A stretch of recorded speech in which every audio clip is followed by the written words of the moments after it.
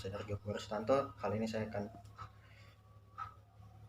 membahas atau membuat video tentang pajak dari masa ke masa, yang lebih spesifikasi ke apa yang terjadi dengan perkembangan pajak dari masa ke masa di Indonesia.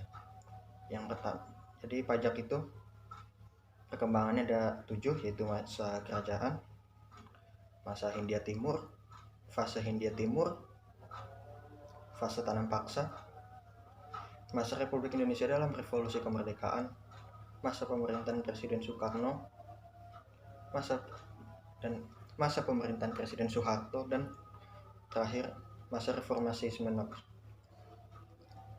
Oke, yang pertama kita bahas tentang yang akan saya bahas pertama adalah masa kerajaan.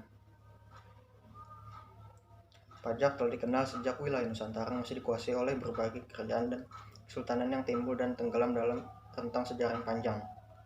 Raja-raja Nusantara telah memungut pajak atau upeti yang dari masyarakat untuk menghidupi kerajaan, antara lain untuk kegiatan operasional, membangun dan merawat infrastruktur, serta menyelenggarakan acara-acara keagamaan. Rupa-rupa yang diwajibkan mulai dari pajak tanah, tanah hasil, sampai pelacuran dan pertunjukan seni. Ada yang melaksanakannya dengan cara sederhana, ada pula yang melaksanakannya menggunakan sistem pemungutan pajak secara sistematis dan struktur.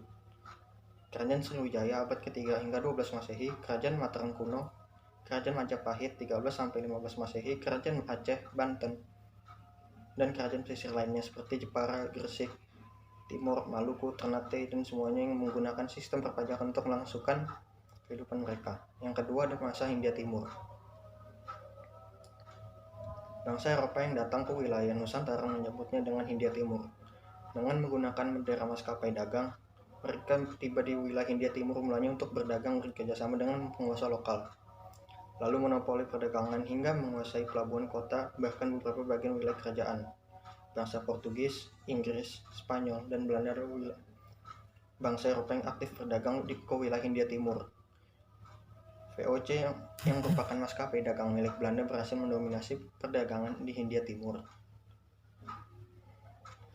Pada abad ke-17, VOC membangun dan mengurus kota Batavia, ibu kota imperium dagang di Asia Afrika, dengan pajak sehingga bisa sukses hingga ibu kota itu mendapat julukan Koningen het van Oosten atau Ratu di Timur.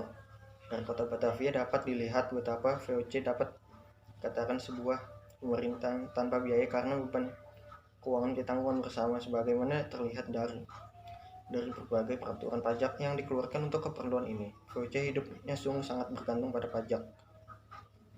Yang ketiga ada fase Hindia Timur.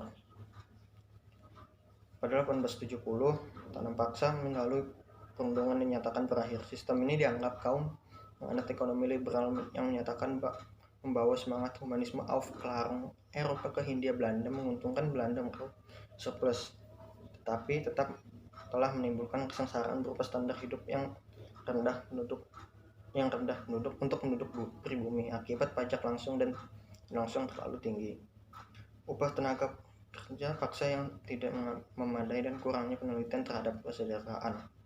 Antara 1850 sampai 1880 diambil langkah untuk mengatasi keluhan ini. Salah satu langkahnya adalah sistem hak milik perorangan terhadap tanah, tapi banyak ditolak karena sistem lama sudah berakar soal tanah, dan lagi pula pajak tanah tetap tinggi karena hakikatnya pemerintah kolonial tetap menerapkan sistem sewa tanah antara negara dengan rakyat, sementara barang-barang dari luar yang diperlukan rakyat dibebani rupa-rupa pajak. Pada saat itu rakyat harus membeli, dalam tanda kutip, membeli uang.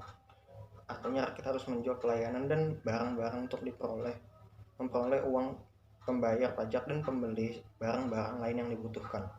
Yang keempat, fase tanam paksa.